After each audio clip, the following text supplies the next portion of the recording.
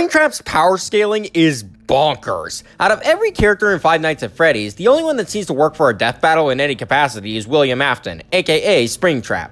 But even he's not without his flaws, as the way people scale him gets really weird really fast. Things like William surviving the FNAF 3 fire and holding on to life for 30 years after being spring-locked are fine enough, but then you have stuff like Springtrap somehow being as fast as a race car, with the only evidence coming from one statement from a book, and apparently being inhumanly strong. In the Twisted ones, the Twisted animatronics are able to tear through walls and even create a big sinkhole with relative ease. The classic animatronics then came in and smashed the Twisteds to pieces with no issue, making them stronger than that. William then tore the classics apart with his bare hands, making him stronger than that, and after becoming Springtrap, he apparently became stronger than he's ever been before, despite being zombified. This means that Springtrap's strength could debatably be large building level at worst and city level at best. You might be thinking, okay, that's a bit unorthodox coming from Springtrap, but it's not too crazy. Well, buckle the f*** up, because some power scalers have legitimately tried to argue that William is actually universal or even multiversal.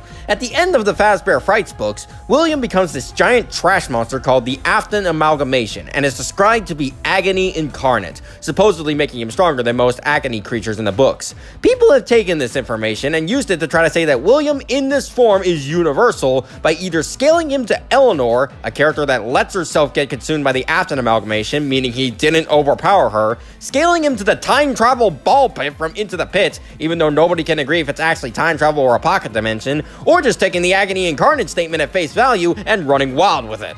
At least with the Ink Team and the universal arguments use concrete information, this giant trash monster being universal or higher relies on incredible leaps in logic that only theorists would accept, and completely ignoring the fact that it was defeated by the puppet possessing the thing and drowning it in a lake.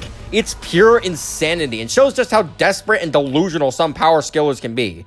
But despite all of it, I will agree with one thing. However strong you think Springtrap is, he rips apart Chucky, he destroys Chris Walker, and most importantly, he beats Junko.